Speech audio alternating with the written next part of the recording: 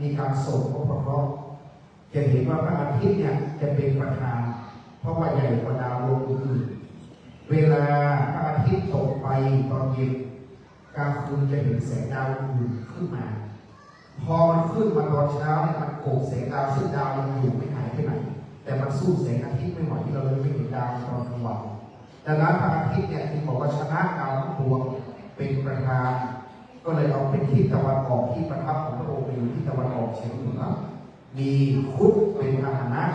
สีแดงเป็นสีดวงอาทิตย์แล้วก็มีกำลังโบกจะเห็นว่าโบกจะมีโบกตัวของบูชาก็จะมีโบกอย่างต่อมาดาวที่มีกำลังรองจากพระอาทิตย์คือพระจันทร์พระจันทร์จะอยู่ตรงกลางนะครับสีเหลืองเพราะพระจันทร์อยู่ที่บูรพาตะวันออกที่มาของพระจันทร์พระจันทร์มีกำลัง15ดังนั้นโบกของพระจันทร์ก็จะมี15มาเมี่ยงภูบุรีก็จะมีอย่างละ15มีเสือเหลืองและพระอาคารของพระนาวากาศเอกสรพัฒน์นี่จะเป็นดาวครบนะครับเขาบอกว่าสีแดงกับแสงไฟดูดตามน้ำข้างมีราชสีห์เป็นราชธิพยาสิงโตจะอยู่ที่ตะวันออกเฉียงใต้มีกำลัง8ใช้สีชมพูเป็นสัญลักษณ์วันพุธก็อยู่ที่วันพุธจะอยู่ที่ใต้มีสุนัขมีกำลัง17แล้วก็ถัดจากวันพุธเนี่ยนะครับวิมานตรงนั้นเนี่ยต้องเป็นพระเสาร์แต่ถ้าเรานับเป็นผู้พฤหัสแต่ถ้าตามตำราโบราณจะต้องเป็นพระเสาร์ก่อนเพราะทิศที่นั่งต่อจากพระพุธเนี่ยคือพระเสาร์จะนั่งวิมานต่อจากพระพุธนั้นก็เลยตั้งไว้ซึ่งสีม่วงพระเสาร์จะนั่งตรงนั้นและมีกำลัง12มีกำลัง10แล้วมันจะมีวรรณะสีม่วงมีพญานาคและทิศตะวันตกประทีปนี่ก็คือพระพฤหัสบดีสีแสดมีกำลัง19ขีหมูเป็นราชธิพยาแล้วก็พุธกลางคืนพระราหูจะอยู่ที่สีดำมีกำลัง12นะก็มีช้างเป็นที่พยานแล้วก็อุตระวันศุกร์นี้มี21กำลังกระทง21จะอยู่เหนือถ้าเวลาวิชาลูกเสือวิชาตำรวจทหารเวลาเดินป่าหาพระสรพัฒน์ได้ท่านหลงป่าตำรวจทหารจะบอกให้มองทางที่เหนือจะมีดาวดวงหนึ่งสูงที่สุดสักดาวที่สุดดาวดวงนั้นเนี่ยมันจะใสที่สุดคนบอกว่ามันสูงใสสูงเนี่ยจะมองมาทางที่เหนือถ้าดาวมันอยู่ที่ไหนให้สันนิษฐานที่นั่นเป็นที่เหนือดังนั้นจะไม่หลงทางดังนั้นดาวศุกร์ก็จะอยู่ที่เหนือมีแพะเป็นที่พยาดังนั้นวันศุกร์ก็จะมี21แล้วก็ตรงกลางเป็นพระเกศมี9นะครับทิศอากาศอยู่ตรงกลางดังนั้นท่านใดไม่รู้คนโบราณไม่รู้ว่าเกิดวันไหนเดี๋ยวก็อธิษฐานเอานะครับเดี๋ยวลูกชายลูกสาวเกิดวันไหนจุดหมดเลยจะได้จุดพวกพระอาจารย์ด้วยนะครับแล้วก็พระอาจารย์ก็เมตตาว่าวันนี้โยมมาเป็นเจ้าภาพร่วมในการประกอบพิธีกันสำคัญก็จะได้เป็นมงคลทุกส่วนคณะสงฆ์ก็เมตตามาพร้อมที่เราจะได้น้อมเข้าสู่พิธีการดังวันนี้ใครเกิดสัก5เขาให้เกิดวันยั่งยืนพอเราเดินที่เขาจะได้สนองข้อหาโอกาสได้ยากเขาไม่ได้ยากทุกวันนะครับสงฆ์องค์ข้อแต่พระครูได้รับพระราชทานมาดีฉลองสมโภชเขาจะได้โศกองค์ข้ออีกคำหนึ่งโศกวันนี้แล้วมันจะได้เป็นมงคลที่มันครอบโต๊ะกลางตะวันแล้ววันพรุ่งนี้ตะวันขึ้นหรือพระอาทิตย์ขึ้นมันจะสื่อชะตาในซูนีให้ชะตาขึ้นดวงขึ้นเหมือนกับตะวันที่ขึ้นในที่ตะวันออกในพรุ่งนี้ไปตามลำดับดังนั้นเดี๋ยวเราจะได้ไหว้พระรับศีลไปก่อนเป็นมงคลดังนั้นขอเมตตาท่านพระครูประภัสสรวรกิจได้โปรดเมตตาได้มอบหมายแด่คุณโยมเจ้าภาพ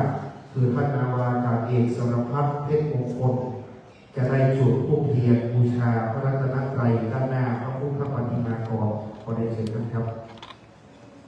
เดี๋ยวพระครูวัดนครผมจะใกล้อยู่นะครับจะใกล้มาเลย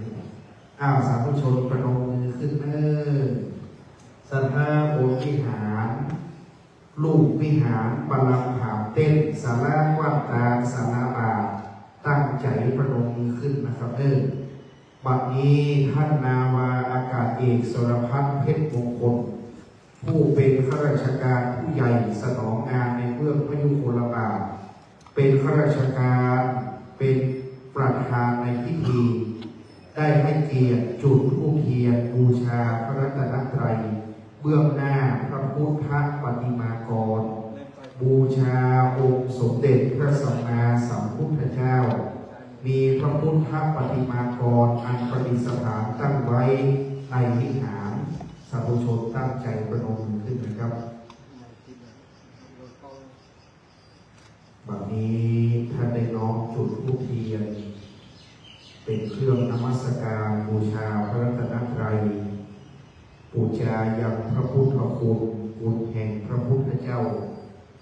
บูชาซึ่งพระธรรมคุณคุณแห่งพระธรรมเจ้าบูชาซึ่งพระสังฆคุณคุณแห่งพระสังฆเจ้าอันเป็นรัตนะดวงแก้วสามพระองค์พระพุทธพระธรรมพระสงฆ์เป็นสรณะที่พึ่งเป็นที่โนกกราบไหวยังคนและเทวดาทั้งหลายดังนั้นศรัทธาเราทุกท่านทุกคนน้อมจิตให้ใส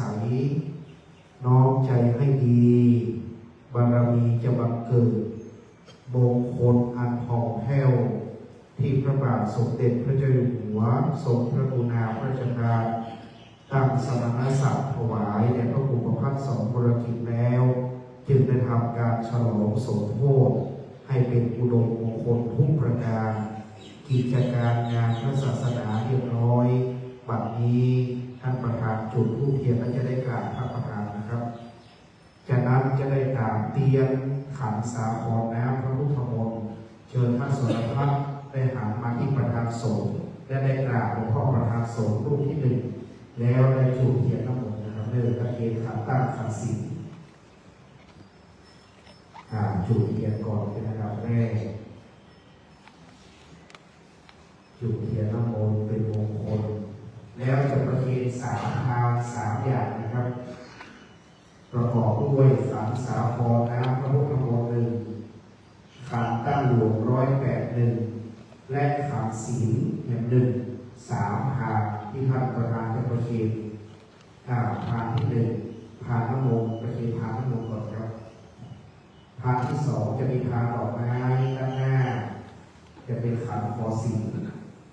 ประเคนขันศีลต่อท่านพระครูเป็นขันที่สองจากนั้นจะเป็นทางขันตั้งที่ตั้งอยู่ด้านบนสีแดงจะเป็นทางที่สามเรียกว่าทางครูหรือขันตั้งอยู่สาธุเป็นอุดมมงคลทุกประการจากนั้นท่านจะได้เข้าสู่ที่รับรองครับ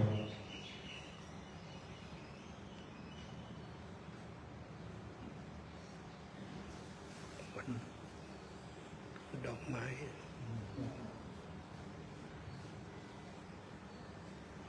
ต่อจากนี้ไปโลกกราบพระสาธุชนกราบหนึ่งกราบสองกราบสามอิมินาสการเร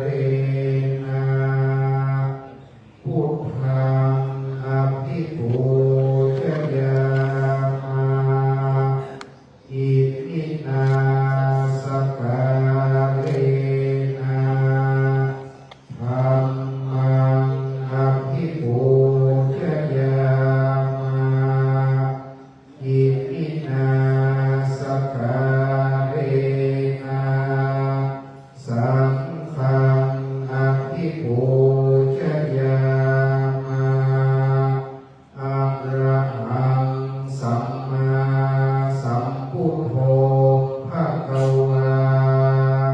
พุทธังภะคะวันตังอภิวาเทมิสวากขาโตภะคะวะตาธัมโมธัมมังนัมมัสสามิสุปฏิปันโนภะคะวะโตสาวกสังโฆสังฆังนัมมามินัมมามิพุทธังคุณาสากัปปันตังนัมมามิธัมมังมุนิราชเตสิตังนัมมามิสังฆังมุนิราชสาวกังนัจจโยโนภันเตอะยัคขามายะหาภาเรยะหามุลลาเท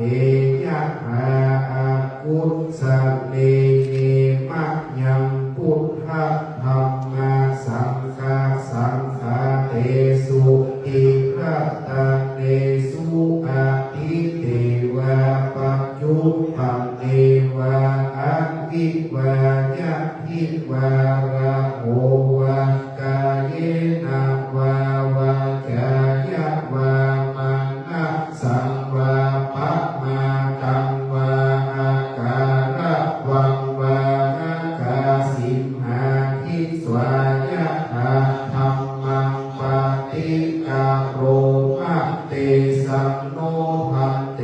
ปุหหาติรัตตานัตตายังนุกัมปังอุปาทายะอัจจายังอัจจายะโตปฏิคันหันตุสัพพังโตสังอายะติสังวาริสามะนะภูเอวังกาลิสามะสันติจักโตสังอัสสันติจักโตสังสัพพังโตสังขัมมังตุโน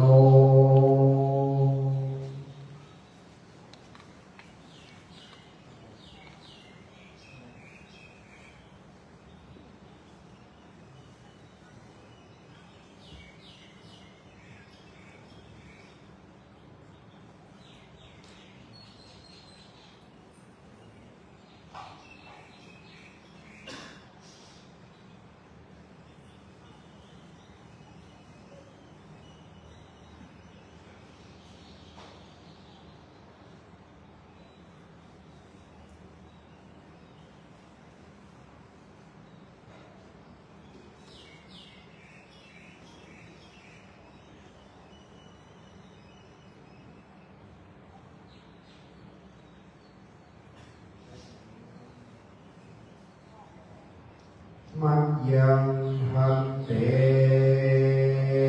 ติสระเนนะส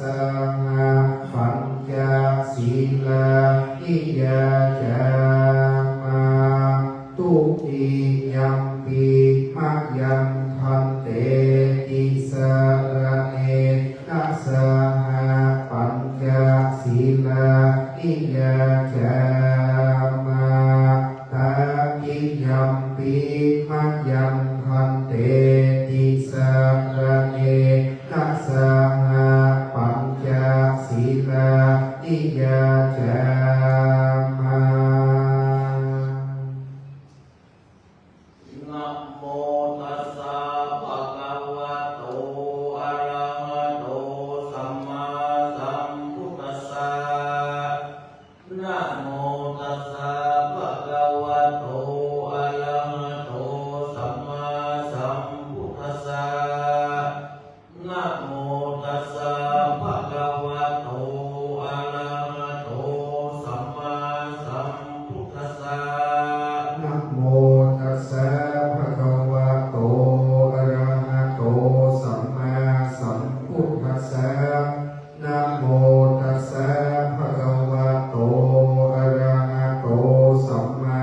สัมพุทธัสสะนะโมตัสสะภะคะวะโตอะระหะโตสัมมาสัมพุทธัสสะธังสรณังคัจฉา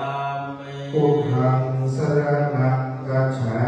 มิ ธัมมังสรณังคัจฉามิ ธัมมังสรณังกัจฉามิ สังฆังสรณังคัจฉามิ สังฆังสรณังกัจฉามิ ยัมปิพุทธังสรณังคัจฉามิ ตุติยัมปิพุทธังสรณังกัจฉามิ ยัมปิธัมมังสรณังคัจฉามิ ตุติยัมปิธัมมังสรณังกัจฉามิ ยัมปิสังฆังสรณังคัจฉามิ ตุติยัมปิสังฆังสรณังกัจฉามิ ตติยัมปิพุทธังสรณังคัจฉามิ ตาทิยัมปิพุทธังสรณังกัจฉามิ ตติยัมปิธัมมังสรณังคัจฉามิ ตาทิยัมปิธัมมังสรณังกัจฉามิ ตติยัมปิสังฆังสรณังคัจฉามิ ตาทิยัมปิสังฆังสรณังกัจฉามิ สรณะกัมมนังนิติตา อามะพันเต ปานาติปาตาเวรมณีสิกขาปะทังสมาธิยามิ ปานาติปาตาเวรมณีสิกขาปะทังสมาธิยามิ อาทินนาทานาเวรมณีสิกขา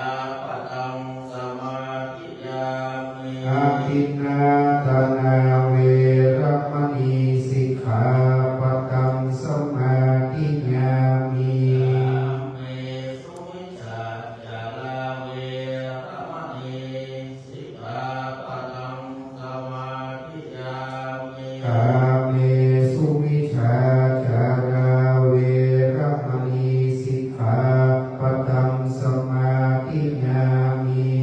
สาวกาเวรมณีสิกขาปะทังสมาธิยามิ มุสาวกาเวรมณีสิกขาปะทังสมาธิยามิ อาเมรยะมัจจปมาทัฏฐานาเวรมณีสิกขาปะทังสมาธิยามิ สุราเมรยมัจจปมาทัฏฐานาเวรมณีสิกขาปะทังสมาธิยามิ มานิปัญญาสิกขาปะทานิสีเลนะสุขติยัมปิสีเลนะโภคสัมปตาสีเลนะนิพุตติยัมปิตัสสมาสีลังวิโสทะเย สาธุสาธุสาธุจุเปลี่ยนชนวนตั้งรอไว้เลยเถิดต่อจากนี้ไปจะได้เป็นการปูชาเปลี่ยนในสตวงแต่ละวันให้ก่อนครอบครัวท่านสมภาพมีเกิดวันที่ ขอไปหน้าขอเตียนไปหน้า มีเนาะนิมนต์พระครูจุดวันอาทิตย์นะครับเพราะว่าเจ้าข้ามีวันที่10เขามีวันไหนบอกนะสภาประโลมือตั้งจิตอธิษฐานเลิกให้เกิดวันติดวันอาทิตย์มีกำลังได้6อยู่ในทิศอีสานคือวัดตะวันออกเฉียงเหนือมีคุดเป็นราชทิพยามีวันนาคสีแดงปูชาวันอาทิตย์วันจันทร์มีไหมวันจันทร์นิมนต์ท่านพระครูประภัสสรบรกิจจุดวันจันทร์ทิศบุรพาโหมมาออกคือวันพระจันทร์ตั้งเทววุฒิอยู่ในโหนบุรพาทิศตะวันออกดังนั้นมีเสือเหลืองเป็นราชทิพยามีกำลังได้15ได้บูชาอาภิวัณสีเหลืองพระจันทร์ตั้งเทววุฒิวันอังคารท่านนาวาอากาศเอกสรพัฒน์เพชรมงคลได้เกิดมาในวันอังคารเป็นดาวแห่งนักรบมีกำลัง8เชิญท่านนาวาอากาศเอกสรพัฒน์เพชรมงคลอธิษฐานจุดวันอังคารครับวันนี้ท่านจะได้ยศเลื่อนเงินเพิ่มเป็นข้าราชการผู้ใหญ่เป็นบุรุษมงคลให้เจริญรุ่งเรืองในหน้าที่ราชการทุกประการต่อไปวันพุธกลางวันเห็นไหมครับผมก็พูดเลยทุกนาทีเนาะพุธกลางวันพฤหัสก็ใช่พุธกลางวันพุธกลางวันที่โมนาครู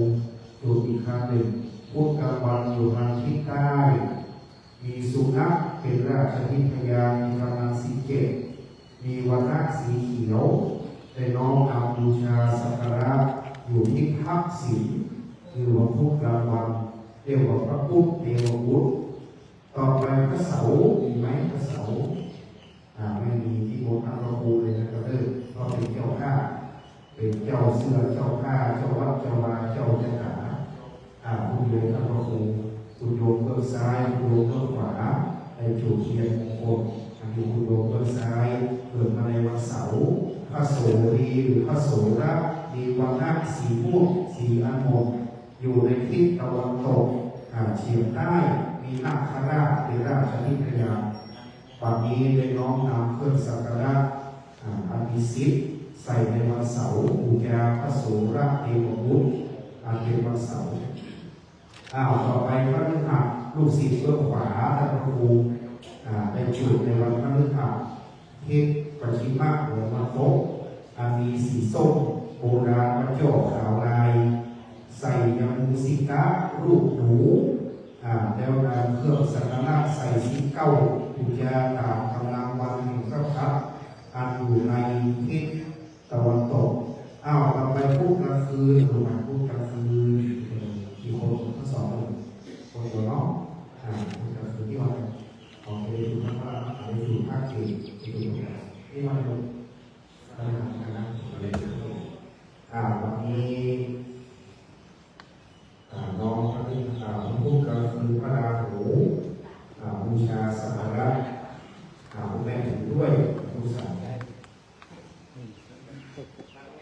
อยู่ตรงนั้นลูกตรงกลาง สีดำที่มีโพธิ์สีดำจำเลยลูกอธิษฐานให้มีปัญญาดีให้มีความจำเป็นเลิศนะให้มีปัญญาดีให้มีความจำเป็นเลิศไม่มีทุกข์ไม่มีโศกไม่มีโรคไม่มีภัยสุขภาพแข็งแรงทั้งครอบครัวเราเป็นคุณแม่เกิดวันศุกร์พอดีทางครอบครัวนี้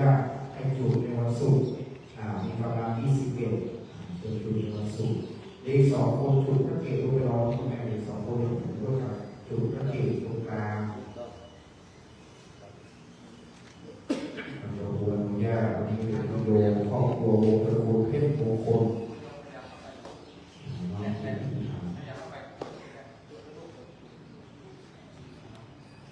ต่อไปลูกชายเห็นด้วยเป็นสีขาวแตะกระดูกประคองเขียนด้วยกันแตะด้วยกันเลยแตะด้วยกันเลยทหารให้มีพระเกศให้ผลดีส่งเสริมดวงชะตาให้ดียกดวงยกชะตาบารมียกทรัพย์ยกสินส่งเสริมดวงชะตาท่านพระครูด้วยคุณโยมท่านพระครูด้วยสภาบ้านเราด้วยผู้หลังคาของเงินเข้าเรียนดีใจ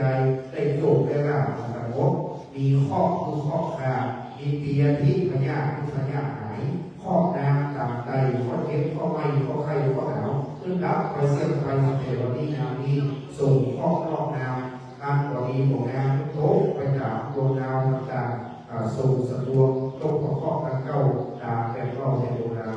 าวถูกเรียบร้อยแล้วที่รับเป็นจำนวนนะครับเก็บได้เลยนะครับ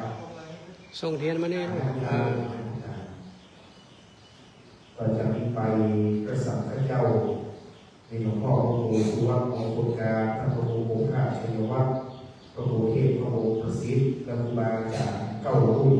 ตนเป็นปฏิบัตินักปราชญ์เมืองแม่วางสัมปทองหางโลกและดอยสะเก็ดได้โปรดเป็นตาอัมพงเพียงเรียนกันตั้งที่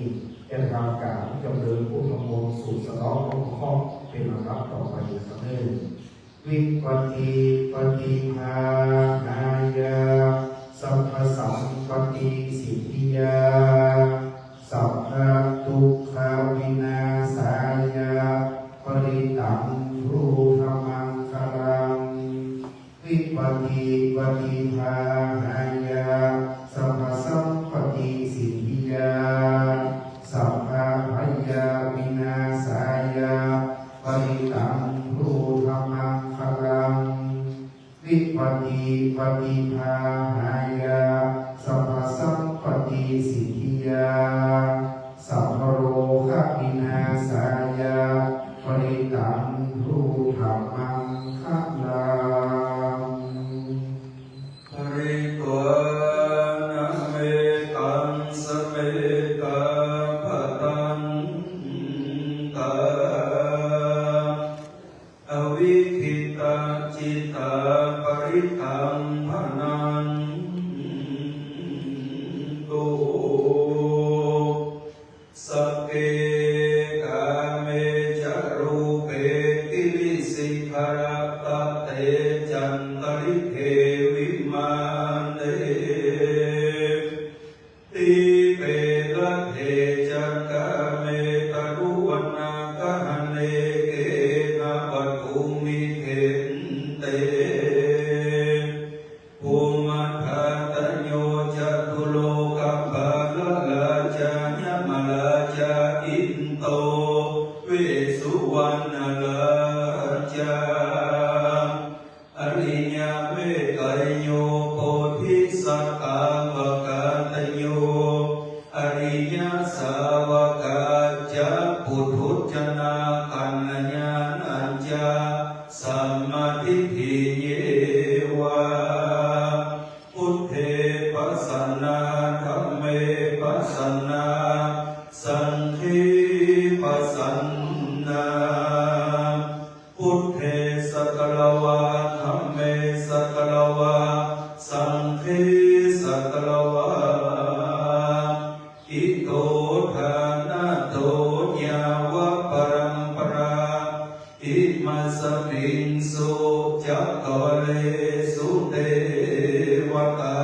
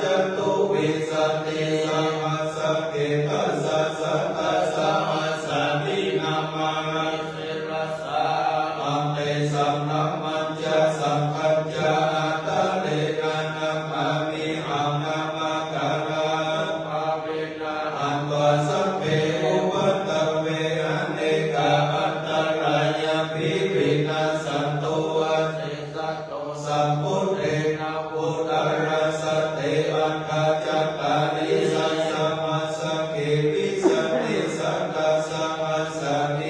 มะเมสิรัสสะหังเตสัมมัมมัจจะสัมปัญจาตะเวนะมังติหังนามังการานุภาเวนะอัตวะสัพเพอุปัตตเวอเนกา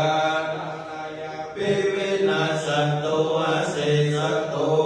นะโมอะระหะโตสัมมาสัมพุทธัสสะอิสิโนนะโมอุตตมะธัมมัสสะสวะคาตะเสวะเตนิฆะนะโมมหามัสสะปิวิสุทธัสสิลติทิโนนะโมโอมะกัญญารัตถสระปันนัตยาสัสสะทุกขาโมโอมะกัตติตัสสะตัสสะวัตถุกัญญาสัพพินะโมกะระปะภาเวนะวิกัสสันโตปัตตวานะโมกะระอุภาเวนะสุปฏิโหตุสัพพะตานะโมกะระสะเตเจนะวิติเมโหมิเตจะวา นะโมตัสสะภะคะวะโตอะระหะโตสัมมาสัมพุทธัสสะนะโมตัสสะภะคะวะโตอะระหะโตสัมมาสัมพุทธัสสะนะโมตัสสะภะคะวะโตอะระหะโตสัมมาสัมพุทธัสสะปัญจมะเนชิโนนะโภปะโตสัมโพธิมุตตมังจตุสัจจังปะกาเสสีธัมมัจจกังปวัตตนีเอเตนะสัจวัจเจนะโหตุเตจัยยัมังกลังนะหังวันตาวิสิลสาอาจาริยกุณังนะมามิหังสิทธิกิจจังสิทธิกัมมังสิทธิสุโขสิทธิลาโภจโยนิจังสัพพสิทธินิรันตรังสัพพโสทีภวันตุเตภคันตาอภติสาสุเทวตาสหปริวารายะอาภฉันตุอาสนาปฏิคันอันตุรักขันตุสัพพตายันตุกัมมาสมิชันตุเวมะอิเกเตวามหาเตจามหิสัคขามหิทิกานานาทิสาสมุขตาปฏิคันอันตุภูชิตังภูยาสเนวติขันตุภูชันตุโภชนังภริกัมมังนานาพยัญชนะสัมปันนังสาอินังโอตนังปรังโออธิตยะเตวะยะอธิตยะปริวารายะเอหิภริกัมมังราขายะอาคัจฉันตุอิมังนาสนังติขันตุขิปยันตุภูชันตุสวานายะเอเตนะภูเจนะเอเตนะสิทธิกัมเมนะสัพพสิทธิภวันตุเตวันทิตวาอาจาริยะปะหังสัพพะอันตรายโยวินัสสัมปุสิทธิปุถาสิทธิธัมมาสิทธิสังฆาจารุตตมาสัพเพเทวาอาคัจฉันตุภูจิโตกหานังเอวมาสุเทโวมหายโสอันทกาโลทิโนทิเมมัสสลังสิทธิสัมปนังสักเนหิวิมุตเตนะโมพุทธายะนะโมธัมมายะนะโมสังฆายะนังกามโลกน้อมไว้ปฏิขไหลรัตนะหันแมวพระเกี่ยวเจ้าทั้งสามประการโดยสัจจะเคารพจุดีแก่กหาตังหายแด่เจ้าสัพพัญญูคือว่าพระพุทธเจ้าตนพระโลสติคือกรรมนาภาเกียรติอันงามตนทักมาสียังป่าประธรรมนันในเกวัตสงสารได้มักกายานขลักผู้ทำโดยตนโดยดีปัจนี้ข้อน้ำตามไต่นันเป็นกรรมมูลอนทลายอย่าประโจทย์แป้จู้กับหายไปพันจุดหลุสัมราโดยเตจาอุปุลแห่งพระรัตนเกี่ยวเจ้าทั้งสามประการไปจุบันจุยามแต่ปีนี้แต่เติมโอกาสาภูกลากะหะตั้งหลายเก่าตนมีพยาพระอาทิตย์จำอาการพูดครับสุขสาวราหุเอกลักษณะเป็นเก่าและพระอาทิตย์จะตุลังขะราหูภาษาจำหนีเสาเตหัวลาหูเน่าลาหูเที่ยวเล็กลาหูมรณะน ว่าข้าต่างเก่าเจ้าคูต่างลายเตียนย่อมเตียวเรียนพัดเวทไปมาในกว่าจะ32 ราศีปีเดือนวันยามไปใจบอกขาตามขนาดองศาแห่งตนจิตได้จึงว่า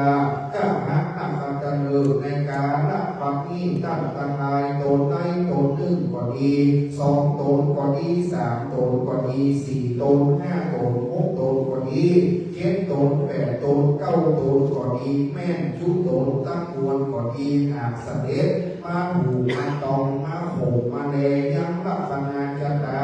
แห่งผู้มีชื่อว่าตั้งพระภูประภัสสรวรกิจกิจวรพั เอา ฒ น้ำตาเตียนมันเจ๊แตะๆอย่างน้อยน้ำตานี่มันหยด นาวาอากาศเอกสรพัฒน์เพศมงคลและลูกเราเหล่าล้านกำลังศรัทธาอุปาสกะอุปาสิกาเท่าแก่หนุ่มยิงใจนักเป็นสังฆาวัตตะเหลือบาเขินสัมปตองสังหารตัดที่นี้จุหลังข้าวของเงินอันเป็นเจ้าเสือเจ้าข้าเจ้าจตาเจ้าวัดเจ้าลาต่างอันก็ดีแม่นว่ามาโหมาแลมาถูกจันต้นจันกลางจันปลายก็ดีแม่นเป็นป่าปักก็ดูมือกับกายเป็นโสมาจุตนจุตัวแต่ดีปักนี้มามีตั้งพระครูกับพระสอนบรกิจกิจบรพัฒน์สุภาโมและครอบครัวนาวาอากาศเอกสรพัฒน์เพชรมงคลกับตังสัทธาเท่าแก่หนุ่มอีใจสัทธาวัดตาหัวลำลายชุดหลังคาหมอเรืองตั้งโคนตั้งเป็นต้นเป็นประธานผู้เป็นเจ้าเสื้อเจ้าผ้าเจ้าจักราเจ้าหมอเจ้าเรืองก็ได้มาพร้อมเพียงเรียงกันตกแต่งแปลงมันยังเครื่องปฏิกรรมบูชากันมวลสมควรแก่ด้านทั้งหลายคือว่ามีข้าวน้ำโภชนะอาหารแกงส้มแกงหวานข้าวต้มข้าวหนมเมียงหมาปูบุรีลูกทรงของหวานเป้าดาและรวยงอยจ้อน้อยดูใจวัดเปล่งไหวไม่มาอยากใจเลือดเรืองงามมันตั้งในสังขารโรคเงาและในอาสนะอันนี้เต้าแต่น้ำแต่โต๊ะแต่งเป็นพร้อมน้อมนำมายังมีข้าวตอกดอกไม้และลำเทียนมาเจาะตามผู้จามีวันณประการต่างๆและมีทรัพย์ที่ราชาอันควรเป็นราชยานคือว่ามีคุดเสือสิงหมาหน้าหนูจ้างแป้งและไก่ตามที่สาเสผู้ขันแห่งเจ้าทั้งหลายจุตนจุตัวแล้วก็ประมวลมาตั้งไว้ในสังฆารตั้งที่นี้เพื่อจะได้มาถวายบริกรรมบูชาแก่ตั้งทั้งหลายในวันยามนี้วันนี้บูชาขออาราธนาตั้งทั้งหลายจุตนจุตัวมีพระอาทิตย์เป็นเก้าจุในพระลมคืนขี่ยังราจะติดพญาแห่งตนแล้วได้มารับมายังเครื่องบริกรรมบูชาทั้งหลายตามที่สาอันเป็นที่นั่งที่อยู่แห่งตนตามหน้าองค์อันจะได้กล่าวไว้หมายเวทเกณฑ์โดยลำดับสังนี้แด่เติบสังเวยดูกาลาพระอาทิตย์เจ้าตนนี้มีเรืองลูกใต้ฟ้ามุ่งหันตนเจ้ากูอยู่ในเมืองอักกักศิดานกรจุเสด็จลีลาขึ้นขี่คูดตัวงามองค์อาเลี้ยวได้มานับเอายังเครื่องขี่ยาผู้จาสักการเกงส้มเกงหวานดูกาลาสังเวยดูกาลาพระจันทร์ตะเทวปุตตนมีรัศมีลังสีใสส่องเรืองตัวพระเจ้ากูอยู่ในเมืองปาราณสีจุเสด็จลีลาขึ้นขี่เสือเหลืองตัวงามองค์อาเลี้ยวเสด็จมาในอากาศปานลมได้มานับเอายังเครื่องขี่ยาผู้จาสักการเกงส้มเกงหวานโภชนะอาหารตั้งลายตั้งมวลภูมิสังเวยตูกันนาพระอังคารเทวปุตตนมีรัศมีอันแดงปานแผ่เลือดเรืองงามเจ้ากูอยู่ในเมืองอันทิวาปาราณสีจุเสด็จลีลาขึ้นขี่ไก่ซ้อนราชสีคือว่าสิงโตตัวแดงเป็นดั่งแสงไฟด้วยน้ำคลังได้มารับเอายำเครื่องขี่ยาบูชาสักการเข้าน้ำโพชนะอาหารจำนวนเทวเตดูกาลาพระพุทธเทวบุตรตนมีรัศมีใสส่องข่าวบาปริสุทธิ์องค์อาเจ้ากูอยู่ในเมืองอันชื่อว่าอุตตรกรจุ่มขึ้นขี่เสด็จขี่ยังสุนัขขาตัวขาวพาวบริสุทธิ์ได้มารับเอา ยังเครื่องขี่ยาบูชาปนาการตั้งปวงสังเวยดูกลาพระโสดาเตวบุตรคือว่าพระเสาตัวนี้ยศอันยิ่งมีรัศมีอันเขียวพระเป่งใจเครื่องเข่งขนองเจ้ากูอยู่ในเมืองสังกษัตริย์กรกันจุเสด็จดีลาขึ้นขี่หน้าข้าราชาคือว่าปัญญานาคราชตัวมีใจกับแก้ขนองในมนับพยังของปริโภคตังวนเตวะเตลูกกลาพระพักสเตวบุตรตัวมีพญาลูกเรืองเจ้ากูอยู่ในเมืองปัญจรณกรกันจุเสด็จดีลาขึ้นขี่มูสิกาคือว่าหนูตัวมีวันหน้าผิวพิษแผ่ในมานับเอายังเครื่องขี่ยาบูชาสักการเข้าน้ำโภชนะอาหารแกงส้มแกงหวานตังไลม้วนฟูนี่สามเวยดูกะลาพระราหูคือว่าอสุรินตัเตวบุตราหูตังเจ้าตัวนี้อิทธิฤทธิรัศมีเขียวเปลวเป่งใจนาวเข่งปากฟ้าไฟเผาเจ้ากูอยู่ในเมืองอันที่ว่าต่ำพระกุศินกรตั้งจุเสด็จดีลาขึ้นขี่ย่างหัวใหญ่แต่ขนองแต่มารับปัญญาของปริโภคสังเวยดูกะลาพระสุขเทวบุตรโตพะโลงอิทธิฤทธิยิ่งฟ้า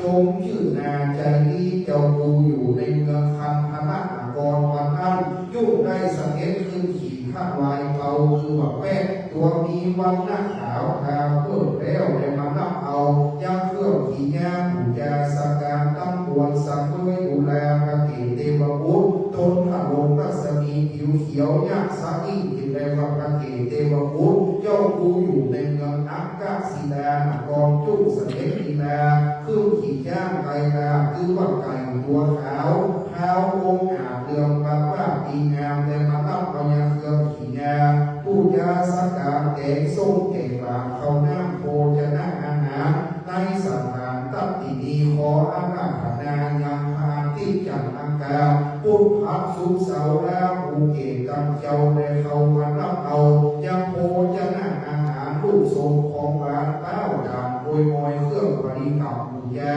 อันตั้งอยู่ในสังหารโลกเรามันนี่ในปีเลื่อนปัญญาในอาสนาอันนี้ตามอาคมอันนี้แด่เตอโอ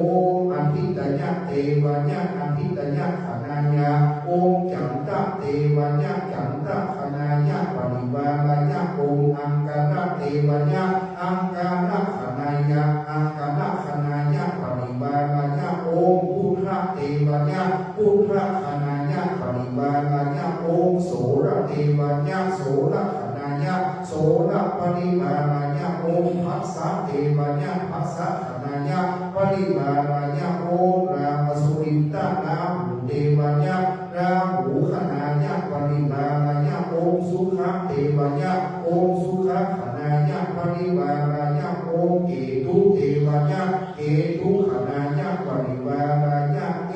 หินาคสันตุอิมังภริกัมมังภาเกียสวามิสวามายะอิมังอาสนังจิตหันตุคิปยังตุภูชันตุโอรูสวามายะโออาทิตยะนิสานะพิสาภาเกโอจันตะเท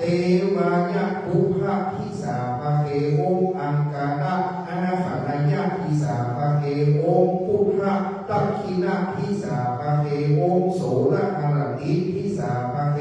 โอภัสสะปัจฉิมพิสาภาเกโอราหูหายะพิสาภาเกโอสุขะอุตตระพิสาภาเกโอเกตุอากาสะพิสาภาเกทิเตสะปริมาเนหิสัพพิเอหิอาคาชันตุนานาคารสัพโพจนังปริปุญชันตุอาภายะอิมังอาสนังอิมังภริกัมมังทิพันตุปุญชันตุโอรู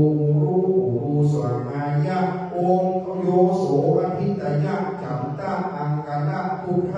โสระภัสสะราหูสุขะเกตุปริวารายะอภิตยะเทวะขณายะปริวารายะรัตนะวันโนรัตนะวะโหนิละวันโนนิละวะโหปรณะโสภิโตโสวิธิโกมหาลุกาโลเอหิอาคาชันตุปริโภชนังภูชันตุหูรูสวามายะโค อจุคืนตันพระครูประภัสสอนวรกิจคิดวรพัฒน์สุธรรมโมพร้อมด้วยครอบครัวท่านนาวากาศสรพัฒน์เพชรมงคลและศรัทธาอุปาสกะอุปาสิกาเข้าแก่หมู่จิตใจนักเป็นศรัทธากัมจูวัดด้านเหนือสังฆารตัตินี้จุหลังคาหอเงินจุผู้อยู่คนจุตนจุองค์ผู้เป็นเจ้าวัดเจ้ามาเจ้าเสื้อเจ้าผ้าเจ้าหอเจ้าเงินเจ้าชะตาได้อยู่สุขะสัสดีเหมือนดั่งเจ้ามูได้เถิงโสดาบันได้เถิงไตรสรณคมปันนั่นแดดเตอร์ปันนี้ผู้ข้าขออาราธนาพระสังฆเจ้าจุในสู่สนองเคราะห์ออกจากตนตัวแห่งผู้เป็นเจ้าเสือเจ้ามาเจ้าชะตาเจ้าวัดเจ้ามาอามีตั้งพระครูประภัสสอนวรกิจกิจวรพัฒน์สุธรรมโมและครอบครัวงามอากาศอีสรพัฒน์เพชรมงคลแต่ศรัทธาทั้งหลายแห่งวัดด้านเหนือจุผู้อยู่คนจุตนจุองค์ที่ได้มาร่วมพิธีการในวันนี้อยู่ผู้อยู่คนตามกำลังพระอาทิตย์จันทร์อังคารพุธพฤหัสศุกร์เสาร์และภูเก็ตกังวลอันเป็นมาประคอบและโสมาคอบบัดนี้แด่เติม เวกัญญังจักขุมาเอกาลัญจาลิสาวันโนปัฏฐามิปัปปะโสนังนามาสามิหาลิสาวันนังปัฏฐามิปัปปะสัตยัญจักขุตังมุลติเยพระมานาเวตังกุสัมปะธรรมเมเตเมนะโมเตยะมังภาลยันโตพุทธานังนามาโทโพธิญาณโมวิโมกขานังนะโมวิโมติญาณิมังโสกัปปะโมโลวัสสมะกัปปะอิตินะเพตยัญจักขุมาเอกาลัญจาริสาวันโนปัมมัสโสตังธัมนามัสสามิหาริสาวันนังปัฏฐามิปัปปะสัตยัญจักขุตังมุลติเยพระมานาเวตังกุสัมปะธรรมเมเตเมนะโมเตยะมังภาลยันโตพุทธานังนามาทุโพธิญาณโมวิมุตตานังนะโมวิมุตติญาณิมังโสกัปปะโมโลวัสสมะกัปปะยิตินะเพตยัญจักขุมาเอกาลัญจาริสาวันโนตังธัมนามัสสามิหาริสาวันนังปัฏฐามิปัปปะสัตยัญจักขุตามิหาเรมุลติเวตากุสัพพะธรรมเมเตเมนะโมเตยะมังภาลยันโตนะมาโตพุทธานังโพธิญาณโมวิมุตตานังนะโมวิมุตติญาณิมังโสปริตังกัปปะโมโลกัปปะยิติยันโตนิมิตังอวามังคาลัญจโยจามนะโพสังกุณาสัสสะโตตุสุปินาคันตังพุทธานุภาเวนะวินาสเมตุยันโตนิมิตังอวามังคาลัญจโยสักกุณาสัสสะโตภะปังกะโหตุสุปินาคันตังธัมมานุภาเวนะวินาสเมตุยันโต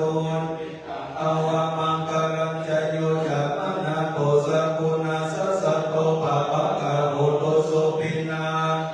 สังฆานุภาเวนะวินาสเมตุยันโตนิมิตังอวามังคาลัญจโยจามนะโพสัสสะโตภะปังกะโหตุสุปินาคันตังพุทธานุภาเวนะวินาสเมตุยันโตอวามังคาลัญจโยจามนะโพสักกุณาสัสสะโตภะปังกะโหตุสุปินาธัมมานุภาเวนะวินาสเมตุยันโตนิมิตังอวามังคาลัญจโยจามนะโพภะปังกะโหตุสุปินาคันตังสังฆานุภาเวนะวินาสเมตุยันโตนิมิตังจโยจามนะโพสักกุณาสัสสะโตภะปังกะโหตุสุปินาคันตังพุทธานุภาเวนะวินาสเมตุยันโตอวามังคาลัญจโยจามนะโพสักกุณาสัสสะโตภะปังกะโหตุสุปินาธัมมานุภาเวนะวินาสเมตุยันโตนิมิตังอวามังคาลัญจโยจามนะโพสักกุณาสั ปะปะกะโอตุสุปินังสังฆานุภาเวนะวินาสเมตุยัสสานุภาวะโตยัคขาเนวะตัสสิติภิกษนาโนโยจันโตระติติวามาตันติโตสุปังสุปฏิสุโตจะปะปังกิจินาปัสสติกุโนเปตังปริตันตัมปนามเหยัสสานุภาวะโตยัคขาเนวะตัสสิติภิกษนายัพพิเทวารัตติติวามาตันติโตสุขังสุปฏิสุโตจะปะปังกิจินาปัสสติเอวะมาติกุโนเปตังปนามเหยัสสานุภาวะโตยัคขาเนวะตัสสิติภิกษนายัพพิเทวาละติติวามาตันติโตสุขังสุปฏิสุโตจะปะปังกิจินาปัสสติวะมาติกุโนเปตังปริตันตัมมนามเหสัพพสีวิสัจจตินังติปะมันตากตังวิญญาณเสติวิสังปุรังปริสัญญังอนาเขตมิสัพพทาสัพพตาสัพพปานินังสัพพโสภิปริตันตัมพนามเหสัพพสีวิสัจจตินังติปะมันตากตังวิญญาณเสติวิสังปุรังเสสัญญาปิอนาเคตมิสัพพทาสัพพตาสัพพปานินังสัพพโสภินิวาเรติปริตันตัมพนามเหสัพพสีวิสัจจตินังกตังวิญญาณเสติวิสังโกรังเสสัญญาปิปลิสัญญังอนาเคตัมหิสัพพทาสัพพตาสัพพโสภินิวาเลติปริตันตัมมนามเหยะโตหังภกินีอลิญญาญาจติญาจโตนาภิจนามิปานังจีวิตาวโรเปตวะเตนะสัจเจนะโสติเตโอนตุโสติกัปปัสสะยะโตหังภกินีอลิญญาญาจนามิสัญจิจาปนังจีวิตาวโรเปตวะเตนะสัจเจนะโสติเตโหตุโสติกัปปัสสะยะโตหังภกินีจติญาจโตนาภิจนามิสัญจิจาปนังจีวิตาวโรเปตวะเตนะโสติเตโหตุโสติกัปปัสสะภูเรตังโพธิสัมภเรนิปัตตังโมระโยนิยังเยนะสังวิหิตาสัตตังวันเนจาราจิรสังวัญญมันตาปิเนวะสักขิสุกังอิตุงพระมมันตันเตียงปริตันตังพนามเหปุเรตังโพธิสัมภเรนิปัตตังโมระโยนิยังเยนะสังวิหิตาระคังวันเนจาราจิรสังวัญญมันตาปิเนวะสักขิสุกังอิตุงพระมมันตันเตียงปริตันตังพนามเหปุเรตังโพธิสัมภเรนิปัตตังโมระโยนิยังเยนะสังเวหิตาละคังวันเนจราจิรสังวัญญมันตาปิเนวะสักขิสุกังนิตุงพระมมันตันเตปริตันตังพนามเหกินุสันตละมโนวะละโหสุลิญญาจัตตังปมุจจสีสัมมิกะรูปโภกินุปิโตวัติทัสสิติสัตตะธเมภเลมุทาจีวันโตนะสุขังละเพพุทธกถา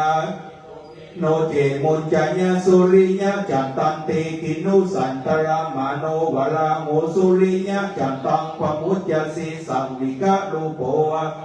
กินุปิโตวัติทัสสิติสัตตะธเมภเลมุทาจีวันโตนะสุขังละเพพุทธกถาโนเจมุญจญาสุริยะจัตตันติกินุสันตระมโนวะลาโหสุริยะจัตตังปมุจจสีสังวิกะรูปโภกินุปิโตวัติทัสสิติสัตตะธเมภเลมุทาจีวันโตนะสุขังละเพ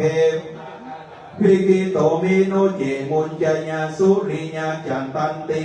ยัสสานุสลเนนะปิอันตาลิเกปิปานิโนปฏิธรรมทิ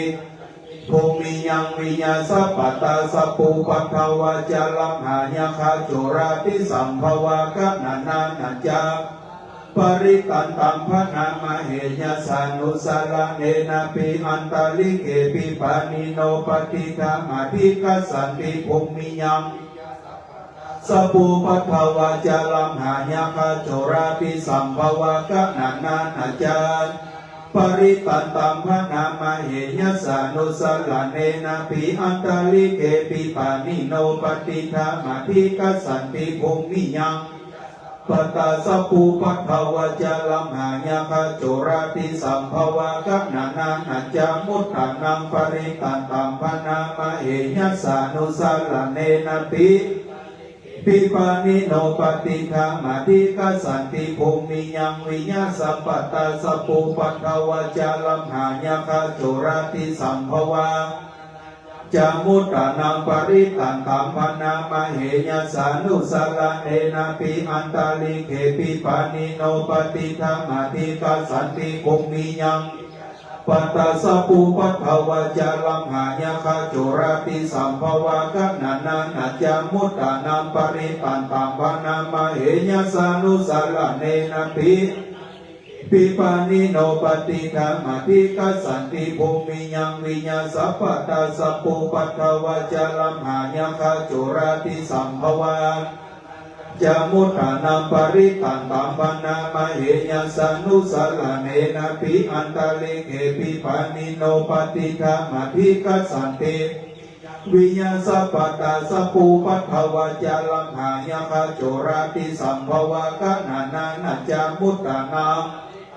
พนามเหยสานุสลาเนนะปิอันตาลิเกปิปานิโนปฏิฆามาธิกัสสันติภูมิยังวิญญาสัพพตายาคาโจราติสัมภวะกะนานานาจามุตตานังปริตันตัมปนามเหยสานุสลาเนนะปิอันตาลิเกปิปานิโนกัสสันติภูมิยังวิญญาสัพพตาสปุปัทธวาจาลัมหายาคาโจราติสัมภวะจามุตตานังปริตันตัมพนามเหยสานุสลาเนนะปิอันตาลิเกปิปานิโนปฏิฆามาธิภูมิยังวิญญาสัพพตาสปุปัทธวาจาลัมหายาคาโจราติสัมภวะจามุตตานังปริตันตัมพนามเหยสานุสลาเนนะปิอันตาลิเกปิปานิโนปฏิฆามาธิกัสสันติภูมิยังสปุปัทธวาจาลัมหายาคาโจราติสัมภวะกะนานานาจาปริตันตัมพนามเหยสานุสลาเนนะปิอันตาลิเกปิปานิโนปฏิฆามาธิกัสสันติภูมิยังสปุปัทธวาจาลัมหายาคาโจราติสัมภวะกะนานานาจามุตตานังปริตันตัมพนามเหยสานุสลาเนตลิเกปิปานิโนปฏิฆามาธิกัสสันติภูมิยังวิญญาสัพพตาสปุปัทธวาจาลัมหายาคาโจราติกานานานาจามุตตานังปริตันตัมพนามเหยสานุสลาเนนะปิอันตาลิเกปิปานิโนปฏิฆามาธิภูมิยังวิญญาสัพพตาสปุปัทธวาจาลัมหายาคาโจราติสัมภวะกะนานานาจาปริตันตัมพนามเหยสานุสลาเนนะปิอันตาลิเกปิปานิโนปฏิฆามาธิกัสสันติภูมิยังสปุปัทธวาจาลัมหายาติสัมภวะกะนานานาจามุตตานังพนามเหยสานุสลาเนนะปิอันตาลิเกปิปานิโนปฏิฆามาธิกัสสันติภูมิยังวิญญาสัพพตาจาลัมหายาคาโจราติสัมภวะกะนานานาจามุตตานังปริตันตัมพนามเหยสานุสลาเนนะปิอันตาลิเกปิปานิโนกัสสันติภูมิยังวิญญาสัพพตาสปุปัทธวาจาลัมหายาคาโจราติสัมภวะกะนานานาจามุตตานังพนามเหยสานุสลาเนนะปิอันตาลิเกปิปานิโนปฏิฆามาธิกัสสันติภูมิยังวิญญาสัพพตาจาลัมหายาคาโจราติสัมภวะกะนานานาจามุตตานังปริตันตัมพนามเหยสานุสลาเนนะปิอันตาลิเก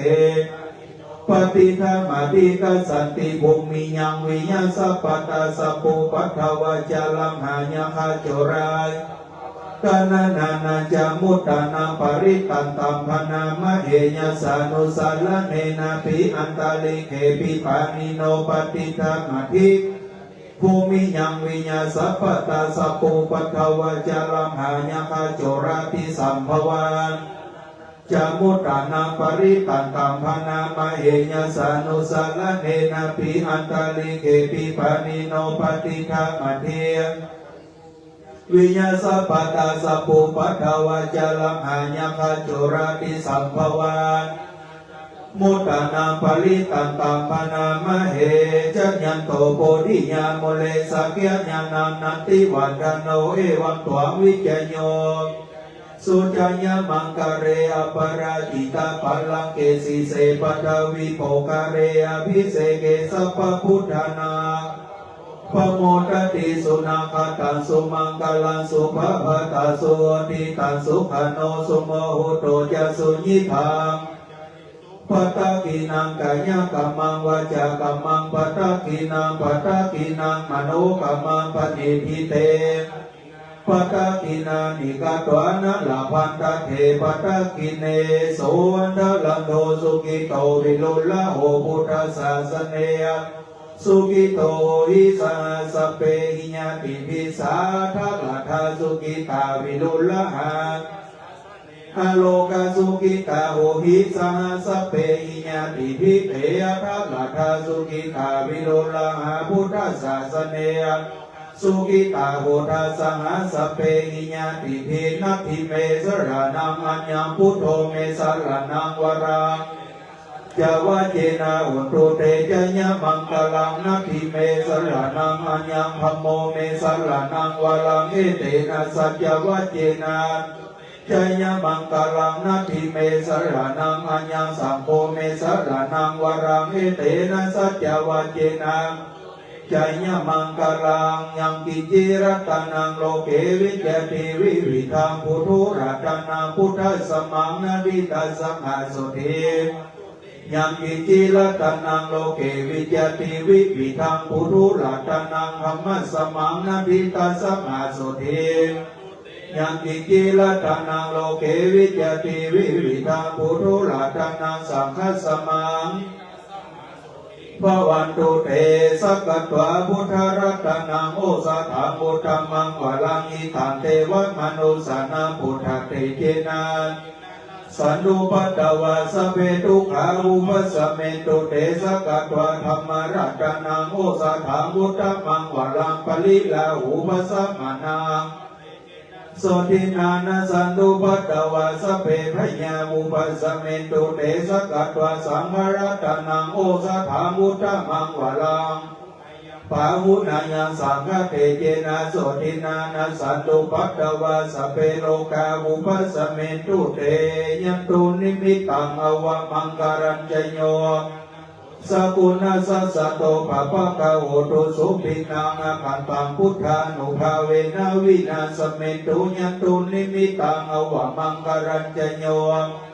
สกุณาสัสสะโตภะภะคะโหตุสุปินังอคันตังธัมมานุภาเวนะวินาสเมตุยันตุนิมิตัง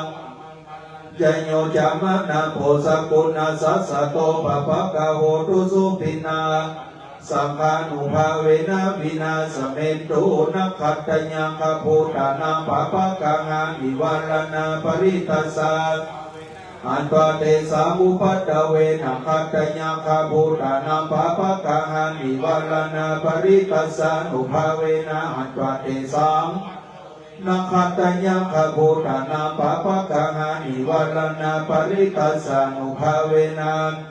สามุปัตตเวสิลิติติมัติเตโจจัญญาสิทธิมหิติมหาปุณณปริมิตาปุญญาภิการัสสะสัพพันตลายะสมัตตัสสะภะคะวะโตอะระหะโตสัมมาสัมพุทธัสสะตัวติงสัมมหาปุริสลักขณานุภาเวนะอสิตญา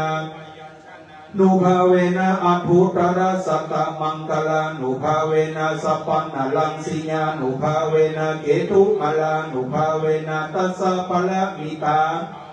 ตัสสะอุปปาละมิตานุภาเวนะตัสสะปะละมัทธาปะละมิตานุภาเวนะศีลสมาธิปัญญาพุทธานุภาเวนะธัมมานุภาเวนะสังฆานุภาเวนะเตจานุภาเวนะอิทธานุภาเวนะปลานุภาเวนะนุภาเวนะจตุราสิติสหัสธรรมขันธานุภาเวนะนวโลกุตละธรรมัง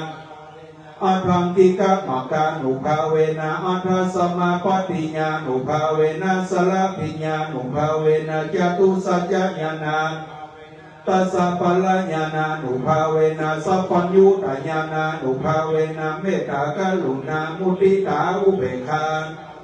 สัพพปาริตานุภาเวนะรัตนาตัญญสรณานุภาเวนะตุยหังสัพพโลกโสกุปัตตวะทุกขโตมนาสุปัญญาสาสัพพอันตรายาภิวินาสันตุสัพพสังกัปปะตุยหังสมิสันตุติฆายุตตาตุยหังโอตุสัตตาวัสสะสัพพตากาสัพพปัตตะวนะภูมิกังกามหาสมุตตาระอากาเทวตาตุมเหอนุรักขันตุทุกขปัตตาจนิทุกขาปิยปัตตาจนิพยาโสกปัตตาโอตุสเปปิปันนิโนเอตวะตาจาอัมเพหิสัมปตังปุญญาสัมปตังสัพเพเทวานุโมทันตุตะตันโดสัทธายาสีลังละขันโดสัพพตาภวนาภิราตาอุตุกสันตุเทวตาตตาสัพเพพุทธาปเจกานัญจยัมปะลังอระหันตานัญจเตเจนะระคังสัพพโสสุโขพุทธานังอุปโตสุขาสัทธัมมเทศนาสุขาสัมปัสสะสามัคคีตาโพสุโขคัตติโยเสโทจันเนตัสสะมิเยโกตาปฏิสายิโนวิจาจารณะสัมปันโนโสเสโทติวาตปฏิยติโจรติมาภติจันติมาสนาโตคัตติโยตปฏิสยิตปฏิพระมโนมโหรตังพุทโธตปฏิเตจัสสาโลกยปัลลมาลาภาสันตุติมังคนังวิสัสสะปะละมายาตินิพพานังปรมังสุขัง วันนี้กหัตตังอายุตนจุตัวมีพระอาทิตย์เป็นเข้าก็ได้มาเราเอายังเครื่องขียาปูจาปัญนาการตั้งหลายม้วนผูกนี้แล้วก็ขอจุมือตั้งหลายได้ห้ามครับดับเสียยังเปียที่ไทยะอุปภาวะนานาต่างๆอันใดที่บังเกิดคุณแนวก็คือกาข้าแก้วมีไก่อันใดที่ยังบ่ได้มาบังเกิดก็ขอเจ้ากูตั้งหลายห้ามครับดับเสียอย่างคือมาบังเกิดใดนับตั้งแต่คณะกาลวันยามนี้ไปนาขอจุเงินนำมาอย่างโชคใจลาภสักการะมากนักแก่เจ้าหอเจ้าเรือนเจ้าเสื้อเจ้าผ้าเจ้าจตาเจ้าเครื่องขีญาผู้จาสักการตั้งหลายจุบูจุคนแม่นว่าอายุปีเดือนวันยามเฮ่งเจ้าวัดเจ้าอาเจ้าหอเจ้าเรืองเจ้าเสื้อเจ้าผ้าเจ้าจักตาจักเสียงก็ขออย่างมือเสียงเขตข้อตัวใดจะมาบังเกิดเป็นปาปะก็จงเงินรับกายเป็นโสมะแม่นว่าเป็นโสมะแล้วก็ขออยู่เงินนำมายังอิทัศโยกใจลาภะยะสักกิติอิสริยะปริวาลายะเตจะอนุภาวะมากนักแล้วคืออยู่สถิตเสถียรสำราญตีขายุอุทิจิรกิติอุปถัมภกะวรชินาศาสนาคือได้เป็นที่ปิญญามานาพระสังสาแก่คนและเทวดาทั้งหลายไปพลาบต่อเจ้าได้ร้อยแซวหัวเขาพระภาษานั่งจุงจะมีเตียงแต่ที่มีสุนัขขตังสุมังกะลังสุปภาตังสุมุทิตังสุขโนสุโมโมโตจะสุญิทังพรหมจาริสุดีละอาจารย์ในวันนี้ก็หาเป็นวันดีทิฏฐิอันวิเศษเหตุนั้นผู้คา ก็ได้มาส่งยาเครื่องผลิกรรมบูชาสการแก่กะหะทั้งหลายมีพระอาทิตย์เป็นเก้าพลาจนถึงตุลคนาเป็นที่สุดแล้วบัดนี้กะหะทั้งหลายก็ได้มารับเอายาเครื่องผลิกรรมบูชาตั้งมวลแล้วก็มีความจงชื่นยินดีจุกตนจุกตัวแล้วก็ขอขมาลาโลดโพสยามโตสะพายะอุปภวะเปียที่โลกาตังวันนับตั้งแต่วันนี้ไปนาขอจุกคือท่านพระครูประภัสสรวรกิจพร้อมด้วยท่านเจ้าภาพเจ้าศรัทธา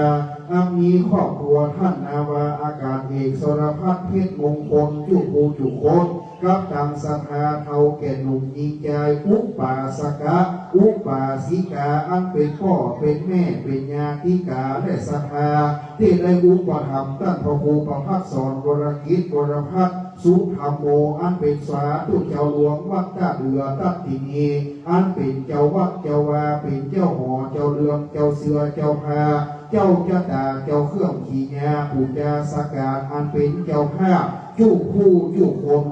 โปนจากข้อน้ำตามไตโปนจากโรคภัยไข้เจ็บเพื่อมีโจกมีลาผากแป้จะนาคาเสกสักรูหมู่มานตังมวลนั่นจุงจะมีเพียงแท้ดีๆเพื่อได้อยู่สำราญบานใจเพื่อได้เป็นมังกรละอยู่ได้สุขะสดสดีมีอายุมันยืนยาวหายเสียยังเปียที่โลกาตั้งหลายตั้งมวลเพื่อได้มีโจกมีลาภมีลาภสกามีสดีตีคาได้จับเดินอุทิศไปนานั่นจุงจะมีเพียงแต่ดีๆภวสัพพีติโยวิวัชชันตุสัพพะโรโกวินาสันตุมาเตภวะวันตรายโยสุขีติคาโยโกภวะอภิวาตนาสีวิสนิจังบุพาปัจจยิโนยะตาโรธรรมาวัฏันติอายุวันโนสุขังปะลังใจยะทุภวังใจยะมังกลังใจยะโสธีภาวันตุเตนิมนต์พระครูเทพพระวงศ์ประสิทธิ์เป็นพระครอบถวายพระครูประภัสสรวรกิจเจ้าว่าวัดตะเอือเดี๋ยวยกบาตรน้ำมนต์ลูกศิษย์ยกฝาน้ำมนต์มาที่วัดสุสะดวงสีฟ้านิมนต์พระครูเอาสะดุ้งน้อยนี่ไปตัดอันนั้นมันใหญ่แล้วไปเดี๋ยวพระครูจะได้ปัดครอบปัดภัยตักทุกปีวัดพุทธนิมิตรท่านรองผู้ในวยการเรียนพุทธนิมิตรวิทยาได้เมตตาตักขันสาครครอบครัวเราทุกคนไปข้างใน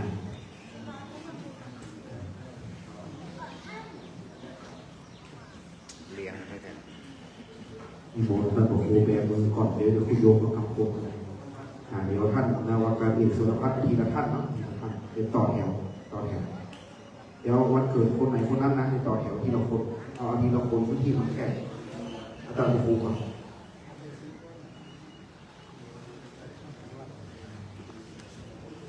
มือแปมมือให้เอียงลงให้น้ำมันจมลงให้น้ำมันลดลงให้น้ำลูกอาสาสัมปันธาสัมปันตาสัมปันโคไปในก็มือถอนออกของไปนอกก็มือถอนดีก็กามีแก่นตาก็ไปหลังอย่าได้มาอยู่ทางโคไปนาอย่ามาตีเพราะปาผิดเป็นโทษขอหลายโศกสังการเพราะปัญหาหลายสิ่งเมื่อดับมวยวิ่งกลางไกลเพราะจับไหลอย่ามาติดแปดเพราะยาแฝดติดตนเพราะกังวลหลายสิ่งเมื่อดับมวยวิ่งกลางไกลตกไปตามเส้นใหม่ไหลไปตามน้ำมือเสียงซ้ำไปกับไฟตู้ไปที่พระอาทิตย์ไกลแสนขอบตกไปที่พระจันทร์นอกฟ้าจักรวาลตกไปที่พระอังคารฟ้าเสียงแผ่นดินสูดตกไปที่พระพุทธป่าเสาดงสามานตกไปที่พระพานติพญาธรแอวเลนเตียวแหวเวนสงสันวงโตไปที่พระสุขพ ระเสาโสลิกาหย่อมยาไต้ลุ่มฟ้าอุดรภูตกไปที่พลาหูอสุรินตะกานาหมู่ไอสวนขอมือข้อตั้งหลายจุงได้ออกจากตนจากตัวเต้นพระครูประพักสอนวรกิจและมุลสถาตาญากาตาญิกาวัดวาศาสนาเข้าของสัมปันติตั้งหลายขอมือข้อกับให้ไปเสียเสียงเหมือนดังน้ำเลี้ยงเกียงตุกจากใบบัวใบบอนแต่ดีลีนักแก้วโมกาพุทธัตถพิษยะสูนโมเฮยพุทธเฮยหาคายบันนี้พุทธังสูนธรรมังสูนสังฆังสูนอาสูนอาสูนอิสูนอีสูนอุสูนอูสูนเอสูนโอสูนนักสูนโมสูนสัพพะสัตถุสัพพะอันตรายาสัพพะโลกาสัพพะอุปัตตวาวินาสันตุโนสะบัดมือลงนะเอาเคาะตรงไปจากนั้นนิมนต์ท่านพระครูพรหมน้ำมนต์คือสังฆาวัดตาเดือดครับเขาจะได้มีพลังคิดพลังแก่ครับที่นั่งรับรองมีขันน้ำมนต์โดยท่านพระครูนิมนต์คณะสงฆ์ชยันโตกันนะครับยะยันโตโพธิยาโมเวสัพพายานังคันเทวะทันโนเอวังความเวชัยโยเอกัยยันสุจัยยามังคะเลอะปาราชิตาปัลลังเกสิเสวะทาวิโกปาเลอะภิสิเกสัพพะพุทธานังคัคคะปัตโตวะโมทาติสุนังกัตตังสุมังคลังสุปะปันตังสุโหติตังสุขันโนสุโมโหตุจาสุยิตังธัมมัจจาริสุปัตตปินังกายกัมมังวาจากัมมังปัตตปินังนังมโนกัมมังปานิทิเตปัตตปินามัตตปินานิกัตโนนัตตะปันตเตปัตตปิเน สาธุสาธุคนเคาะหายน้ำคือเคาะโต๊ะไปรับไปส่งเคาะลอกน้ำนะครับลงมาเคาะกันเก้าวันเป็นที่เรียบร้อยสังฆาเอากระเดียวส่งเคาะเรียบร้อยเราจะได้เอาปอนคณะสงฆ์เก้ารูปที่ให้ก่อนที่ได้โปรดเมตตามาเจริญพระพุทธองค์สู่สนองเคาะแต่หลังจากนั้นเราจะได้การบูรณาการโฮมข้าวของคนดูสิเอาเองๆหน่อย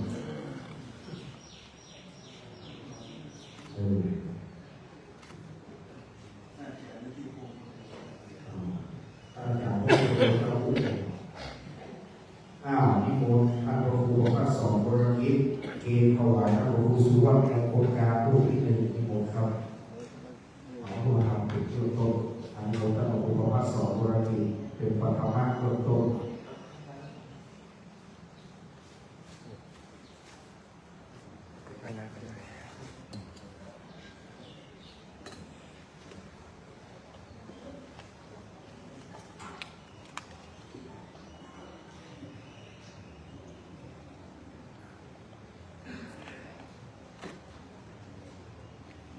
จากนั้นนิมนต์ท่านพระครูประเคนประกาศโสมที่หนึ่งชุด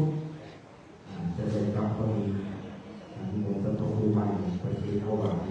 ท่านพระครูสุวรรณในโครงการวัดอัมพาราม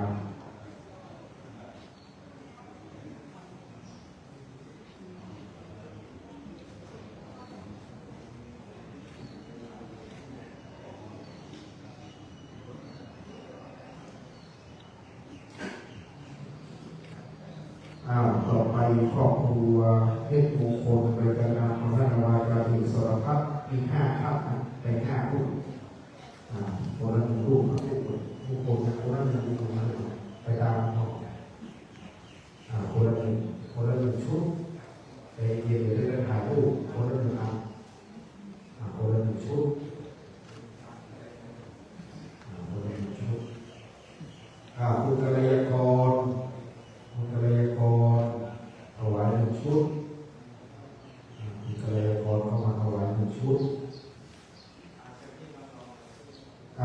วรรคสองคนท้ายอาศัยหนึ่งแล้วก็วัดประกันหนึ่งสองคนเข้าไปได้คนเข้าไปหาผู้คนอันนี้แถวหลังผู้ลูกแต่ผู้คนเป็นคนละกัน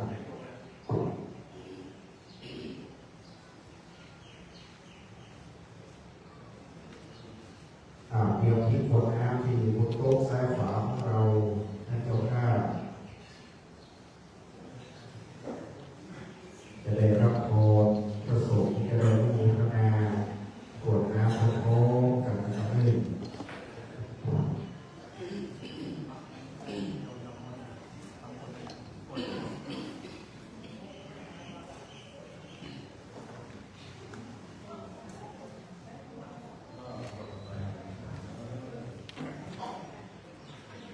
ยะถาวาริวหาปุราปาริปุเรนติสาคลังเอวะเมวะอิโตทินังเปตานังปะกปปติอิจิตังปฏิตังตุมหังคิปะเมวะสมิจจโตสัพเพปุเรนโตสังคปาจันโทปนะระโสยะถามณิโตติละโสยะถาสัพเพติโยวิวัจจันตุสัพพะโรโควินาศตุมาเต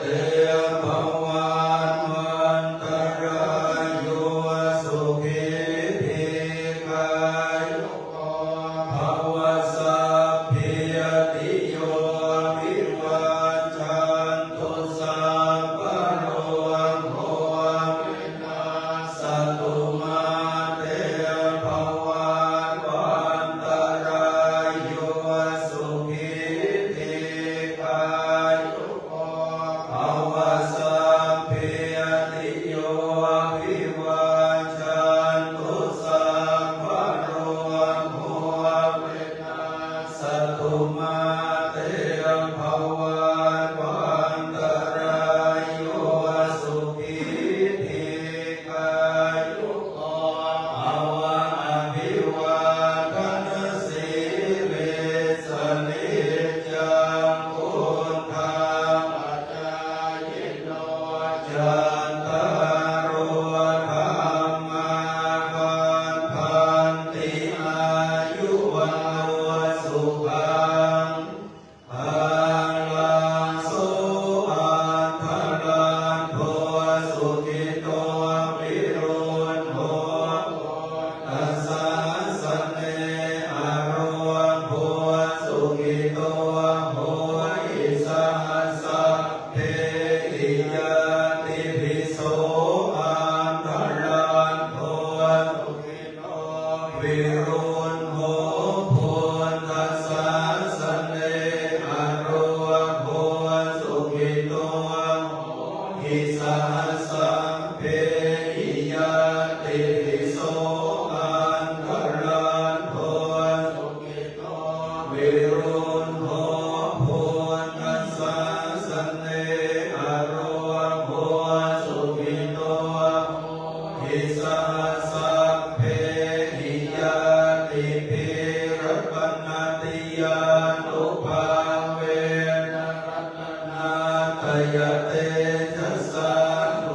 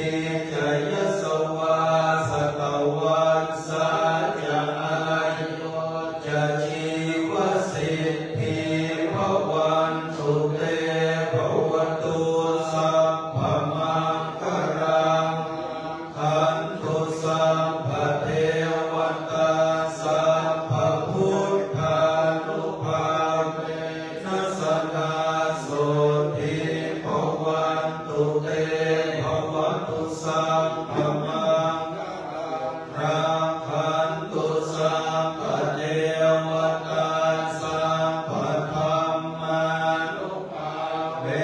นัสสัตตาโสติภวันตุเตภวันตุสัพพมังรักขันตุสัพพเทวตาสัพพสังฆานุภาเวนัสสัตตาโสติภวันตุเต มือแผ่เมตตาวัดตาหลวงค่อยว่าต่อพักษินากับเรื่องวันนี้วัดตาน้อยตะบกอุสุวัตมงคลการโยมภาษาลูกการเราทำเรื่องวันตามีพันเตสัพพังนาปะระธังมาทาเมพันเตมายากตังปุญญังสามินานุโมทิตังปัสสามินากตังปุญญังไมหังทัพพังสาธุสาธุอนุโมทามิ ยัญญตุภวังยัญญมังคะลังวิรุฬาหาพุทธัสสะสะเนอันโลกาสุขิตาโหตุทีฆายุโกจัตตารโอธรรมาวัฏันติอายุวันโนสุขังภะลัง สาธุขยโยโชเฟอร์คนขับรถคือว่าวัดอัมพารามวัดสัมโพแม่วางต้นเหือกปากี้หนองปันเงินยางหองพระสิงห์แก้วพระสเก็ต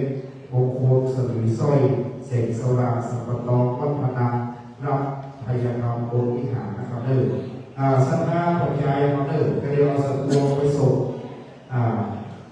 ที่ไหลหน้าเราเวลาไปหน้ามันเขี่ยวมันเป็นยามหน้าคือไปหลายเก็บไปคนเดียวหาคนหน้าไม่ได้นะคือไปหลายคนเอาสัตว์ตัวไปส่งปัจจัยไปกันเป็นหมู่เอาสัตว์ตัวไปส่งแล้วไปคนเดียวหน้ามันเขี่ยวรถพวกมาใส่ปัจจัยว่าเรารถพวกมาใส่สัตว์ตัวมันไหลหน้าแหกขาถ้าเราไปหลายจะได้พอเพราะว่าหน้ามันเขี่ยวไปคนเดียวอันตรายไปหลายคนนะครับหน้ามันเขี่ยวขอปัจจัยว่าเอารถพวกมาแล้วเอาสัตว์ตัวไปไหลหน้าแหกขาเราบอกไปหลายคนต้องไปคนเดียวไปหลายคนเพราะว่าหน้ามันอันตรายมันเกิดยาการศึกษามันไปมันก็ตื่นเนี่ยพอมันตื่นแล้วมันไปไม่ได้นะครับไปในสภาพสัตว์ตัวไปส่งรถพวกมาใส่ไปเด้อแต่มันจะได้ทักษิณาสัตว์ตัวไปส่งส่งข้อรอบน้ำ